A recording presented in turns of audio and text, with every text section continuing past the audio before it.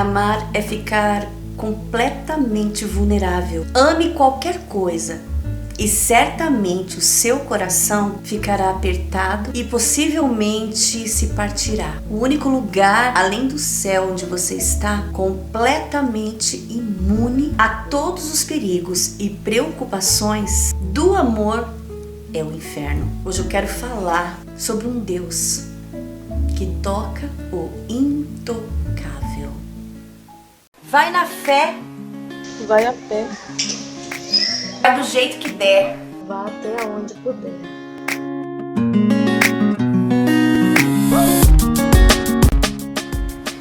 Vai atrás do que tu quer. Andando, Vai seguindo. vai pensando,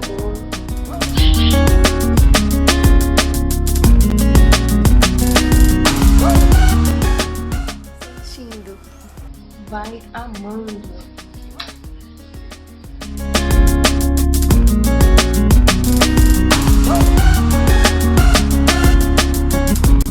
Vai sorrindo. vai cantando, Vai curtindo. vai plantando e vai colhendo.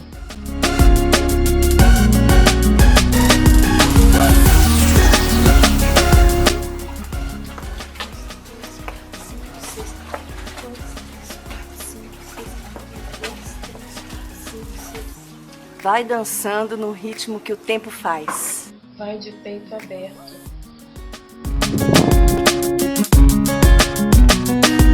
Vai dar certo. confiando que o distante Fica perto.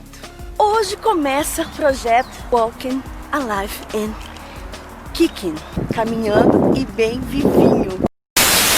Oi, gente linda do meu coração. Tudo bem com vocês?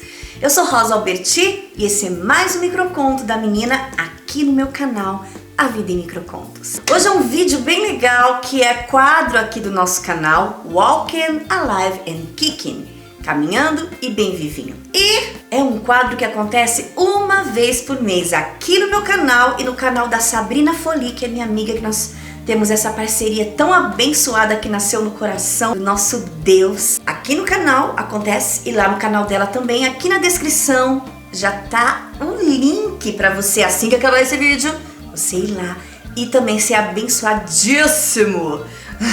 Porque eu tenho certeza que tá uma bênção também. E é dividido em duas partes, sabia? Não sabia? É. A primeira parte a gente fala das coisas do Papai do Céu, né? A palavra de Deus.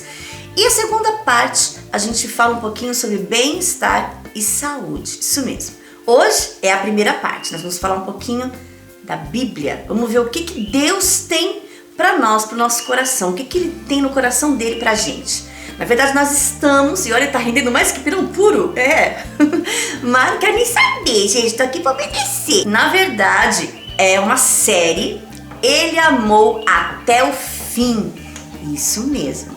E nós temos várias partes aqui, deixei aqui nos cards, tá? Aqui, nunca sei que lado que é, né, mas enfim. E se não couber todos, porque só cabe até 5, ó, YouTube, inclusive, eu gostaria de falar, deixar aqui minha indignação. Por favor, deixa pra gente colocar mais, né, que são muitas emoções. Então, se não caber aqui, tá aqui na descrição desse vídeo, tá? Os links de todas as partes aqui da nossa série Ele Amou Até o Fim. Antes, deixa seu like aqui embaixo. Já ia esquecendo. E não é inscrito no canal, inscreva-se e clica no sininho. Agora sim, a gente pode começar.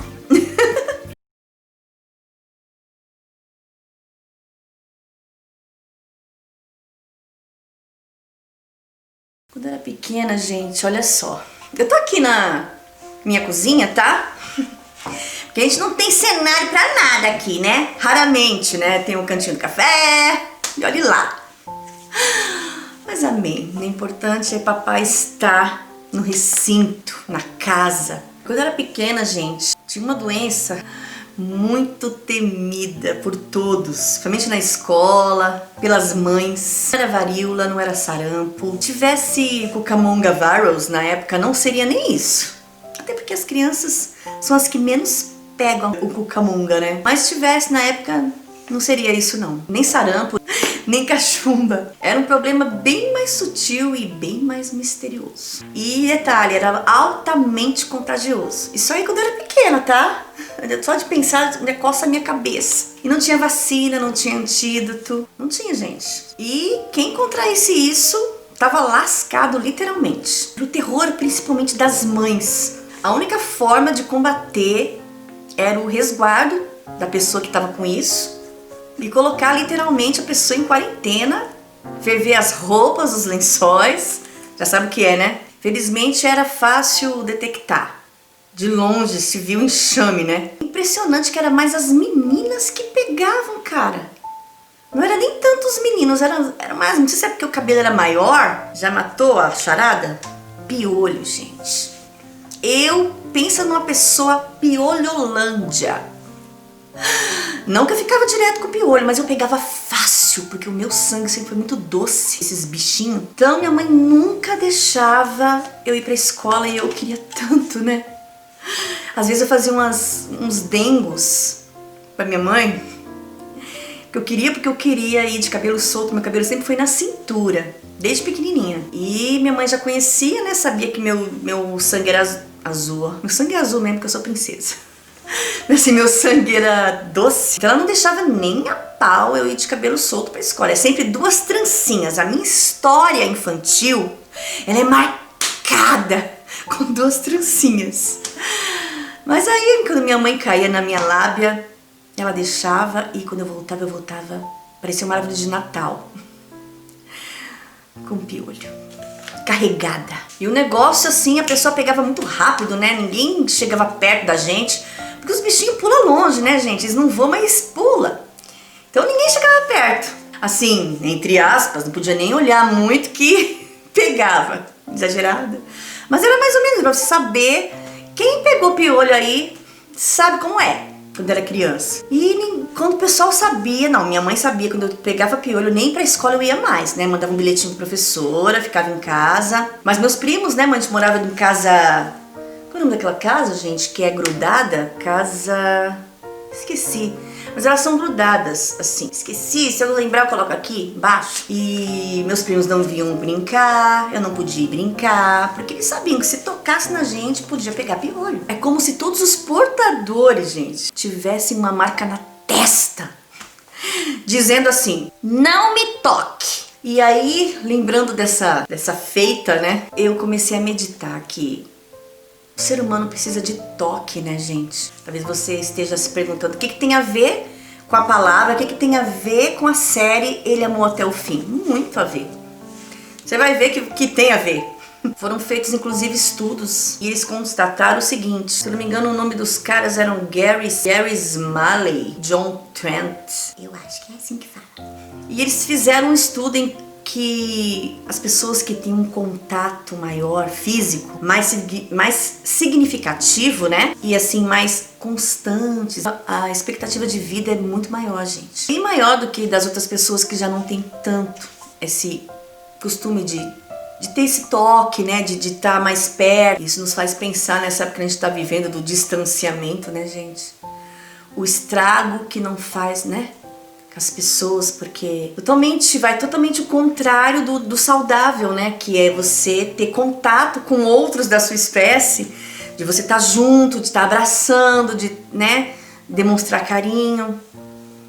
É isso, né? Eu tô bem pensativa ultimamente. Inclusive os psicólogos falam que os casais, quando ficam mais distantes fisicamente, né? Quando tem aquela distância física, aquele distanciamento, porque distanciamento às vezes acontece dentro de casa antes de ter o cucamonga. É que ninguém fala, né, gente? Tô falando pros casais, principalmente. Quando não tem mais diálogo, quando não tem mais aquela conversa, diálogo é tudo, gente. Ou uma das coisas muito importantes, diálogo, conversa. Quando não tem esse diálogo, quando não tem essa intimidade, não é só intimidade na cama, é intimidade mesmo, assim, de conversar, de brincar, de planejar, de fazer coisas juntos. Quando não tem isso, tem mais chances de ficar insatisfeitos no casamento e as chances são muito maiores para chegar ao divórcio. E aí, de novo, a gente pensa, né, nos leva para o Cucamonga Virus, para todo esse distanciamento que está acontecendo. Como será, né, que está dentro das casas, a relação com os filhos, com a esposa, com o marido. Às vezes isso é uma bola de neve que já está antes do Cucamonga, né? Mas Deus está falando hoje conosco. Não precisa ser assim. Até hoje estava assim, mas não precisa continuar assim. Deus está falando, você pode mudar. Vocês podem mudar para que não seja tarde demais. Mas tem algumas pessoas que declaram que não se sentem à vontade com um toque, gente. Um toque, um simples toque de carinho. Se eu não me engano, eu não me lembro o nome da revista, mas ela relatou um incidente que aconteceu numa cidadezinha da Índia. Não sei se é Bihar. Eu tô ruim hoje de idioma, gente. Mas ocorreu assim em meados de 1994, sabe? E lá tem essas coisas de casta, né? Uma casta que for diferente da outra, eu não sei muito bem, teria que fazer todo um estudo, mas aí esse vídeo ia ficar gigante. Mas eu amo essas coisas, né, gente? Muito bem explicadinho nos seus mínimos detalhes, adoro. Mal de professora, né? Mas existe essa coisa de casta, que ela inclusive tem casta que não pode se envolver com outro tipo de casta, né? Que uma é mais privilegiada, outra é obrigada a ficar até morrer, né? De geração em geração, na miséria, enfim. E aí teve uma moça de uma determinada casta que era inferior, inclusive, essa casta dela, e ela decidiu fugir de casa para casar com um garoto intocável. Ele tinha uma casta que era intocável, ninguém podia tocar nele. Só que aí eles foram pegos. E aí tem toda aquela coisa do conselho, né? E com a aprovação desse bendito conselho, que era um conselho ali do povoado, que resolvia tudo, né? Decidia entre o povo ali. O que esse conselho fez, gente? Eles esmagaram a cabeça do garoto. É sério, é verídico, tá? Eles esmagaram a cabeça dele com uma pedra e a menina foi espancada. Ela foi marcada com um pedaço de lenha em brasa. Então esse era o destino do intocável e daquele que o tocasse. Isso é lá, né, na cultura daquele lugar. Mas a gente sabe, talvez não tão dramático assim, mas em todo lugar do mundo existem aqueles intocáveis, né? Cada sociedade levanta, né, o seu intocável, principalmente agora, nessa época da cultura do cancelamento, né? E isso é baseado na raça, no status, no idioma, no nível cultural. Todos nós, em alguma determinada época ou situação, a gente se sente às vezes como esses intocáveis. Fala pra mim, se você nunca se sentiu intocável em algum momento da sua vida. Quando eu digo intocável, é assim como você se sentisse um peixe fora d'água, como se você se sentisse um intruso, como se você se sentisse uma pessoa não merecedora, desprezível, cancelada, excluída. Será que você nunca se sentiu assim? Tenho certeza que você já se sentiu assim em algum momento da sua vida. Aleluia! Eu já estou sentindo a presença de Deus. Glória a Deus. Eu quero te contar, na Bíblia fala a história de uma pessoa que foi infectada com uma doença terrível. E acho que hoje eu vou chorar. Eu não vou aguentar me segurar nesse vídeo. Então, não liga não, tá? É que cada um tem um jeito, querido, de expressar, de sentir Deus. Eu choro. Ou me arrepio. Eu sou assim. Sim, o importante é sentir a presença de Deus, tá bom? Mas eu quero falar sobre uma pessoa que foi infectada por uma doença muito terrível. Inclusive, nunca ninguém chegava perto dela, muito menos a tocava. Só que aí teve alguém que o fez. Aleluia. Essa também é uma história de um mundo contaminado por uma doença horrível. Mas teve alguém que o tocou. Deus. Eu quero dizer que essa história é a minha história e é a sua também. A história desse homem, dessa pessoa, esse homem na verdade era um leproso. E a gente vai entender um pouquinho hoje, e é por isso que eu falei que eu vou chorar, e eu acho que você também vai. mas é uma doença que você vai entender como essa doença era encarada nessa época. O tipo mais comum começava com uma sensação de letargia e dor nas articulações. O que seria letargia, gente? Letargia, gente, seria assim, num linguajar bem popular, desânimo, um excesso de preguiça, sabe? Aquela moleza que você não consegue nem levantar. Então isso era letargia. Então a sensação era de muito desânimo, muito e dor nas articulações. Depois era a vez dos nódulos, das manchas. Essas manchas eram descoloridas no corpo. E isso fazia com que o rosto da pessoa ficasse totalmente irreconhecível. Então deixava ele bem assim, deformado, né? E aí, quando chegava o momento que esses machucados, gente, chegava um ponto que eles começavam a virar úlceras, né? Feridas. E aí vinha aquele mau cheiro insuportável, de podre. A pessoa começava a apodrecer, viva, mas ela estava ficando podre. Essa era a lepra na época, naquele tempo. E não acontecia só isso, gente. As cordas vocais da pessoa que tinha lepra ficavam com úlcera. E aí deixava a voz da pessoa rouca e ao mesmo tempo áspera. E talvez seja o maior dano da lepra para essa pessoa era a perda de sensibilidade. Então ela perdia, não conseguia sentir onde tinha essas feridas. O tecido ficava morto, gente, morto, podre. Existe um médico, o Dr. Paul Brand, ele fez uma pesquisa também lá na região da Índia sobre a lepra do século XX. Inclusive ele ficou uma boa parte da vida dele, da carreira dele, junto com esse povo, né? Estudando, pesquisando. E ele conta a história de um portão trancado e a fechadura era enferrujada desse portão. E a chave nem conseguia mais abrir. E aí um jovem que tinha lepra colocou o dedo na fechadura, girou até abrir a fechadura. Quando ele tirou o dedo, esse doutor viu que estava corroído até os ossos. Mas o garoto não sentiu nada, gente.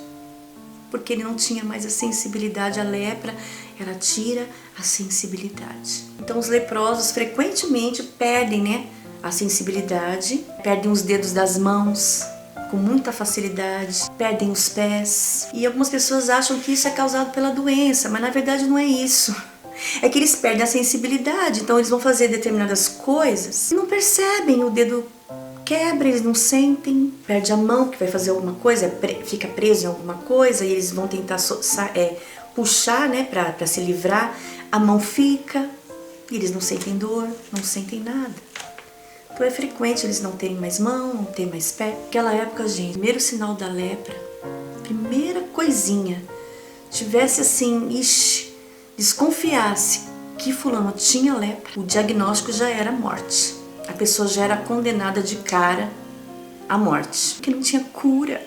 A pessoa estava condenada. Em Levítico 13:45, que era isso mesmo, olha só, a pessoa era imunda. Falava assim, ó, também as vestes do leproso em que está a praga serão rasgados, e a sua cabeça será descoberta, e cobrirá o lábio superior, e clamará, imundo, imundo. A pessoa estava condenada, gente. Então a lei, na época da lei, né, era bastante clara. Nada de toque. Não podia chegar perto e muito menos tocar essas pessoas. E os rabinos iam ainda mais longe. Se a lepra, né, chegasse na casa de alguém, a própria casa era considerada contaminada. E essa casa deveria ser destruída. Se esse leproso, gente, ele fosse visto por alguém, né, num local público, e se as pessoas podiam atirar pedras nelas, podiam atirar ovos, porcarias, era aceitável.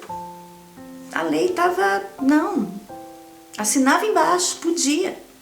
Então nem em lugar público essas pessoas que tinham lepra podiam ser vistas, podiam sair. Se alguém tocasse num leproso, ele também seria poluído. Não podia.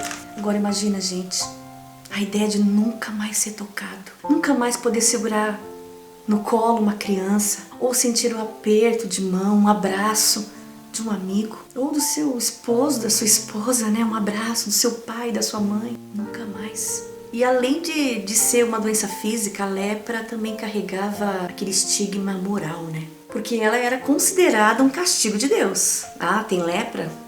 castigo de Deus. Deus está castigando essa pessoa.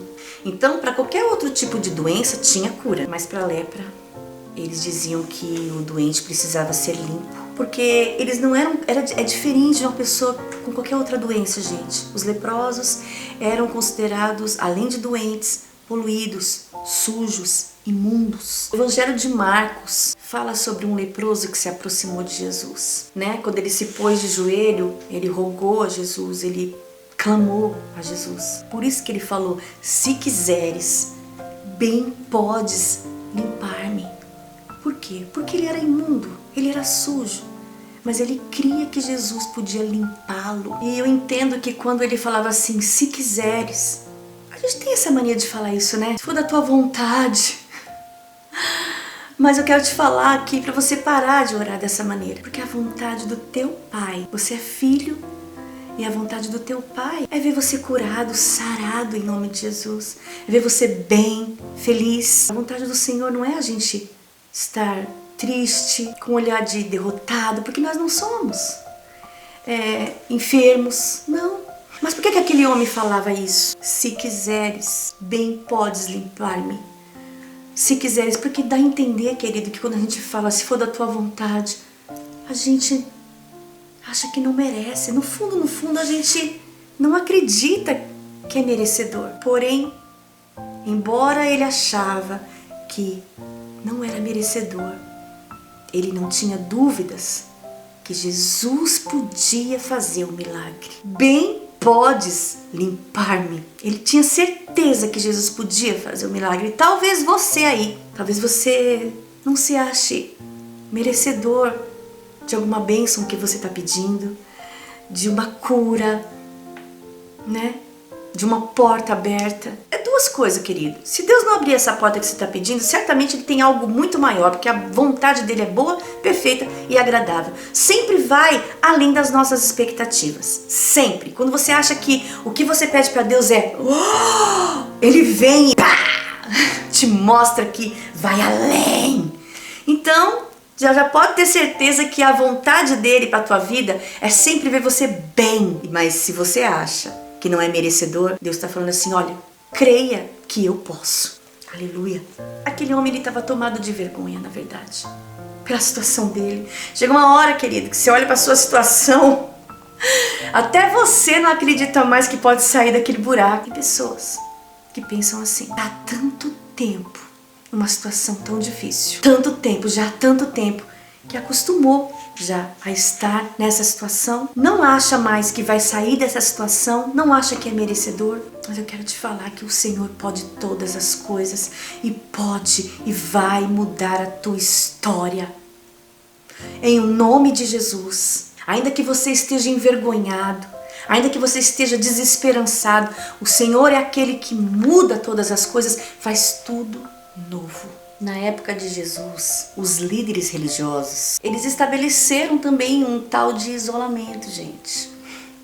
Eu vou falar para vocês como. Seria uma estratégia de isolamento. Então, os leprosos, os gentios, as mulheres, os cobradores de impostos, os não circuncidados, todos esses, segundo eles, deveriam ser evitados, porque eram considerados uma praga. Ninguém podia comer, ninguém podia falar, nem trabalhar com eles, ou mesmo olhar para eles. Inclusive, havia um grupo de rabinos, chamados rabinos que sofrem e sangram, que se comprometiam em nunca, jamais olhar para uma mulher. Sangrava e sofria. Calma, o negócio é sério. Não risada porque eu não aguento. É sério, gente, não tô inventando não. Dá uma estudadinha e você vai descobrir. Qual era a ideia por trás dessa estratégia de isolamento? É que o pecado e o sofrimento eram contagiosos. Então a única forma de você evitar tudo isso era se separar do tipo dessas pessoas, entendeu? Tanto dessas pessoas quanto os lugares que essas pessoas costumavam frequentar, estar. Então era uma quarentena espiritual. Então o pecado espalhava, né? Se espalha como se fosse uma gripe. E se você parar pra pensar, não é assim mesmo que acontece? Começa a andar com uma pessoa que só murmura. Começa. Mesmo você que não tem costume de murmurar, gente, sério. Começa a andar com pessoas que só murmuram pra ver o que acontece com você. Daqui a pouco, você vai se pegar murmurando sem perceber. O negócio é tão contagioso, é tão viciante. E quando você cair em si, você vai ver. Tô reclamando demais. Mas não era assim. Mas você começou a ficar com essa pessoa que só murmura. E você passou a fazer o mesmo. Começa a ficar com uma pessoa que fofoqueira. Aí você pode me perguntar: nossa, Rosa, então essa estratégia de isolamento desses rabinos tá certa, né? Não, gente. O Senhor, ele falou no meu coração: Rosa, por que você acha que muitas vezes eu te jogo ali? Eu permito que você vá e trabalhe com gente fofoqueira, com gente murmuradora. Eu coloco você justo no meio de gente que você, a princípio, pode falar: meu Deus, eu vou ser contaminada. Por que Deus faz isso, querido? Porque Deus espera de mim e de você. O que a Bíblia fala que nós somos? Nós somos sal da terra. E nós somos o quê? A luz do mundo. Logo, eu entendo que o que o sal faz? O sal tempera, o sal dá gosto, tira aquela coisa insossa, não é? Dá um sabor, embora ele não apareça muito. Você pode ver que o sal não aparece. O bolo mesmo, um bolo perfeito, ele tem que ter uma pitada de sal. Porque se você comer, você não sabe identificar o que está faltando. Mas você sabe que alguma coisa está faltando. É a pitada do sal. Ele não aparece. Mas se você pôr um pouquinho, ainda que imperceptível, ele vai deixar tudo equilibrado. E Deus espera que eu e você, quando Ele permite que nós entramos naquele ambiente, naquela geografia, onde tá tudo desequilibrado, tudo em desarmonia, Deus quer que a gente entre justamente para trazer harmonia, para trazer equilíbrio, para trazer tempero, para iluminar os que estão nas trevas. Aí o que acontece? Quando eu sou hipócrita, quando eu sou religiosa, o que eu faço? Eu me afasto. Eu fico na minha panela. Não posso ficar no meio de ímpio. Mas Deus quer o contrário. Deus quer que a gente faça o que Jesus fez. O que Jesus fez? Foi totalmente andou na contramão. Ele comia com cobrador de imposto, ele ficava com pecadora, ele ficava no meio de todas as pessoas intocáveis. Ele ficava justamente, ajudava e curava e amava, tocava em vidas intocáveis, em vidas que ninguém dava nada, em vidas que estavam largadas ao esquecimento. Ele foi na contramão. Lembra que nós falamos, acho que se não me engano, em algum vídeo aqui, sobre Deus andar na contramão. E Deus espera que eu e você façamos isso também, querido. Como luz do mundo, como sal da terra, a gente precisa tomar para nós essa identidade e ir. Porque o Senhor já fez, já vai na fé. Né? Então a gente não pode. Isso não é para nós. No reino é diferente, querido. A gente precisa ir de encontro mesmo com tudo que está errado. Então, a partir de hoje, você vai começar a observar diferente a tua geografia. Onde que Deus permitiu que você trabalhasse, que você estudasse? No meio da sua família. Não é em vão o lugar que Deus nos planta. Começa a observar onde foi que Deus te plantou. Qual foi o lugar? Qual o tipo de pessoa que você está ali no meio? Ah, mas semelhante atrai semelhante. Não, nem sempre. Às vezes Deus quer usar você para curar a alma. Às vezes Deus quer que você entre lá para fazer a diferença. Às vezes não, Deus quer de mim, de você, que a gente entre lá e não saia igual ou pior, mas que a gente faça a diferença, que a gente comece a levar Jesus. Essa diferença na nossa vida é Jesus, querido. Não dá para sair igual ou pior. Você vai ser reprovado. Aí sabe o que vai acontecer? Você vai fazer de novo, aí Deus vai permitir num outro lugar, com outras pessoas, a mesma coisa. Então, para que você não ande numa bola de neve, para que você não ande em círculos, entenda o que Deus quer fazer através da sua vida. Existem pessoas que são intocáveis, mas Se Deus está na tua vida, Ele pode tocar esses intocáveis através de você, através de mim. Aleluia. Glória a Deus. A partir de hoje você vai começar a observar diferente. E começa a falar: Senhor, o que o Senhor quer que eu faça? Se o Senhor me plantou aqui, eu preciso florescer, me ajude a florescer. O que eu preciso mudar? Como eu faço para fazer a diferença aqui, Senhor? E Deus vai te dar estratégia, não de isolamento, mas uma estratégia em que você vai fazer a diferença na vida dessas pessoas. E o nome do Senhor vai ser glorificado. E o propósito dele na tua vida, mais uma vez, vai se cumprir. Aleluia. Ou não é para isso que nós estamos aqui nessa terra? Para adorá-lo e para cumprir o propósito dele na nossa vida, nessa terra. E aí a gente olha para os nossos filhos, né? E a gente com medo, a gente acaba agindo como que uma pessoa com medo age. Daqui a pouco vai dar vontade da gente que é mãe, que é pai, a colocar no pescoço dos nossos filhos uma plaquinha dizendo assim: se você está envolvido com droga, ou promiscuidade sexual, ou destruição de propriedade, sei lá, mantenha a distância. Não toque, 40 antenas, isolamento social. Só que as coisas não são assim, né? Através da história, gente, os religiosos sempre recorreram à estratégia do isolamento. Começa a ver aí. Evite os pecadores. Viva em 40 antenas religiosamente. Porque eu aceitei a Jesus, querido, e eu fui ensinada a ser religiosa.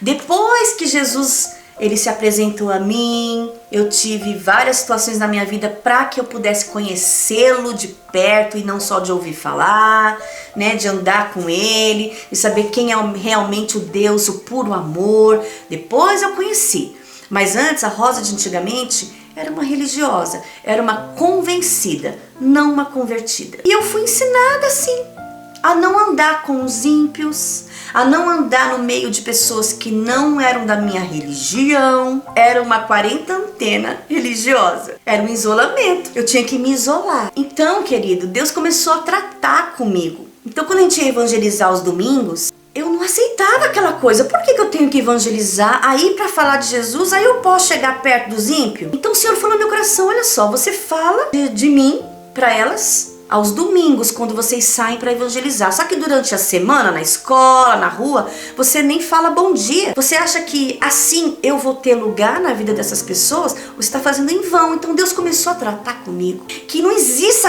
esse negócio de estratégia de isolamento espiritual. Não funciona. Porque você tem que ser em todo lugar a mesma pessoa. Não dá para adotar uma personagem num lugar e uma outra num outro lugar. Não, hoje é domingo, vou evangelizar, preciso falar com os ímpios. Não, hoje é segunda-feira, nem olho, nem dou bom dia. Isso não funciona. Sabe por que não funciona, querido? Sabe por quê? Porque aí dá a entender que é nós contra eles, que acaba sendo uma incubadora. Começa a criar, sabe o que? Faz criação de pessoas com orgulho, exclusivismo, superioridade moral. Não funciona, não tem nada a ver com o que Jesus fez, com o que Jesus ensinou quando ele estava aqui. Quando a gente está isolado, o amor definha. O amor definha e morre. A humildade, a compaixão, a generosidade. Como é que você vai conseguir usar tudo isso, colocar tudo isso em prática, isolado, criatura? Tudo isso fica sufocado. Na antiga Iugoslávia, a consequência da estratégia de isolamento pode ser vista ali. Foi usaram um genocídio para fazer uma limpeza étnica. Pessoas diferentes, os outros, são vistas como uma sujeira. É preciso que elas sejam removidas. Não tem nada de amor aí. Só que em Jesus, aquele que amou até o fim, Deus, ele deixa bem claro que sempre rejeitou a estratégia do isolamento. Sempre, sempre. E há vários milagres, querido. Vários milagres nessa história. Mas isso eu vou contar mês que vem, se Deus permitir. Eu nem sei quanto tempo eu levei para falar sobre tudo isso que eu falei agora, mas tem muito pano pra manga ainda. Esse episódio de Deus toca o intocável vai dar continuidade. É a continuidade da continuidade. É a continuidade do Deus toca o intocável, da continuidade da série Ele amou até o fim. Portanto, querido, para encerrar essa palavra, o pecado, a Bíblia, ela compara a lepra com o pecado. Toda essa parte, essa alegoria, né, sobre a lepra que você acabou de ouvir, vamos trazer para a nossa vida espiritual. Ela vem aos poucos, né? Ela vem com alguns sintomas. E o pecado também. O diabo, ele vem, né? Quando você dá legalidade, ele vem na tua vida e vem sorrateiramente, né? Vem bem assim, sapatos de algodão, vamos dizer assim, para você não perceber. Aí você começa a ter desânimo, né? Daqui a pouco você começa a ter problemas para caminhar na presença de Deus. São as dores nas juntas. Vamos levar para o espiritual. Daqui a pouco você começa a ficar deformado. O pecado deforma as pessoas. E ao ponto de ficar irreconhecível. Você pode ver que pessoas que estavam na presença de Deus, de repente elas saem da presença de Deus, vão para o mundão. E quando você reencontra essas pessoas... Tem pessoas que eu reencontrei, querido, que eu não acreditei que era a mesma pessoa, que eu fiquei olhando e falei, meu Deus, o que aconteceu com essa pessoa? Ela está irreconhecível. E não é só por conta da aparência, mas é por conta também do que ela está fazendo agora. Então o pecado, ele deforma a gente.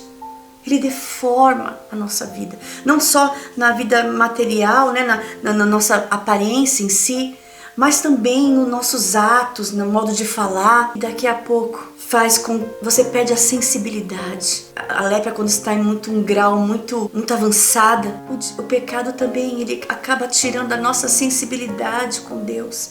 Daqui a pouco a gente não tem mais vontade de orar, não tem mais vontade de ir para a igreja, não tem mais vontade de ler a palavra de Deus. Daqui a pouco você não consegue ouvir a voz do Espírito Santo, fica confuso, não sabe se é você, não sabe se é Deus, não sabe distinguir qual é a voz que está falando com você. Mas a Bíblia fala que as ovelhas conhecem a voz do seu pastor. Mas se essa ovelha está longe do Senhor, não tem como saber que o pastor está falando. E Deus está falando agora para você. O pecado é como a lepra. E aí ela vai dando as feridas dentro da gente. São os traumas. São tantas decepções. São os fardos pesados. Ao ponto de fazer com que a gente pratique coisas que aborreça a Deus, que entristeça o Espírito Santo. E sabe como sobe para Deus? Sabe como sobe para Deus? Um cheiro podre. A Bíblia fala que o mundo jaz no maligno. O que é jaz? Morto ao ponto de estar apodrecendo. Morto, bem morrido. Jaz, é isso. O mundo jaz no maligno. Morto e apodrece no maligno. E a lepra faz isso. No mundo está cheio de gente leproso. Sabe, zumbis, vivos, mortos. Porque se você não tem o Espírito Santo, se você não tem Deus na sua vida, você está morto. Ele é vida e vida em abundância, mas se você não tem a vida em abundância dentro de você, você tem o quê? Você está morto. E o morto faz o quê? Ele cheira podre. Diante de Deus, esse mundo cheira podre. Mas eu quero te falar uma coisa da parte de Deus. O Senhor, Ele está falando, vem, porque eu amei até o fim, eu te amo. E o Senhor está falando, não importa o grau, o nível dessa lepra, o nível deste pecado. Eu te aceito. Você ainda é meu filho. Eu posso limpar. Eu posso e quero limpar você. Porque o leproso era chamado de imundo, de sujo. Mas o Senhor está falando, o meu sangue é poderoso para te limpar. E não importa se as tuas vestes, a tua alma esteja suja. Não importa. O meu sangue te torna mais alvo que a neve. Mas você precisa voltar para Jesus. E se você não tem Jesus, você precisa aceitá-lo. Aceitá-lo como seu único e suficiente Salvador. Chega Chega de sofrer, chega de dar cabeçada, né? Chega de decepção, chega de viver como um leproso. Chega, dá um basta, você pode dar um basta nisso. Porque o Senhor está falando, se você der um basta hoje, eu faço novas todas as coisas na sua vida. Querido, vale a pena servir a Deus. Vale a pena. E Ele está voltando. Você está entendendo o que eu estou falando? Jesus está voltando. E você precisa se decidir com muita pressa. Porque esse mundo, ele vai ser um inferno na terra. Porque quando a igreja sair daqui, esse mundo vai ficar à mercê do inimigo das nossas almas. E você precisa morar com Jesus. Você precisa de Jesus. Então, faça uma oração comigo agora. Entregando a sua vida, né? Independente se você nunca fez isso, nunca se entregou para Jesus, ou se você está afastado, que você venha decidir agora a voltar para Jesus. Fala com Ele. Eu vou falar e você repete. Repita as palavras que eu falar agora, porque você precisa confessar, você precisa falar. E essas palavras vão ecoar na eternidade. E você vai ver a diferença que vai fazer. Você não nasceu para errar o alvo. Pecar é errar o alvo, não. Você precisa acertar o alvo, que é Jesus, que é o céu. Vamos lá? Repete essas palavras comigo. Altíssimo e soberano Deus, em nome de Jesus, eu agradeço por essa palavra que falou ao meu coração. E eu reconheço que verdadeiramente eu preciso e dependo de você. Eu cansei, Senhor, de andar pecando, me decepcionando. Eu cansei de andar como um leproso. E está um nível, Pai, ao ponto que nem eu me suporto mais. Mas eu sei que o Senhor pode me limpar. Pode fazer novas todas as coisas. Eu sei que o teu sangue é poderoso para tornar as minhas vestes, que estão sujas, mais brancas do que a lã, do que a neve. Portanto, Senhor, em nome de Jesus, eu entrego a minha vida agora a Ti. Eu entrego a minha alma para Ti, Senhor. Eu confesso que você é meu único e suficiente Salvador. Eu peço, Deus, em nome de Jesus, escreve meu nome no livro da vida, porque eu quero e vou morar com você, Senhor. Eu nasci para te adorar, eu nasci para ser teu e eu nasci para cumprir o teu propósito nessa terra, em nome de Jesus. Eu me entrego agora, Pai, aos teus pés. Hoje eu estou de volta. Hoje eu me entrego para Ti, Senhor. Eu pertenço a Ti, Senhor. Eu te agradeço, Senhor. Perdoa os meus pecados. Perdoa, Senhor. Perdoa tudo que eu fiz, tudo que eu falei. Perdoa, Senhor, por ter andado por caminhos tortuosos. Mas eu creio que hoje o Senhor está endireitando os meus caminhos, Pai. Eu estou em Ti, Jesus, que é o caminho, a verdade e a vida. Em nome de Jesus eu te agradeço e fica conosco. Em nome de Jesus.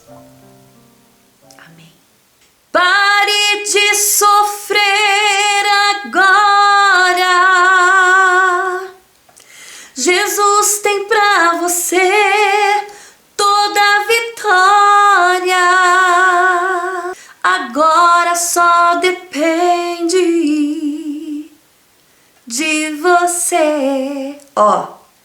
Continuar sofrendo ou vencer. E vencer só com Jesus. Glória a Deus.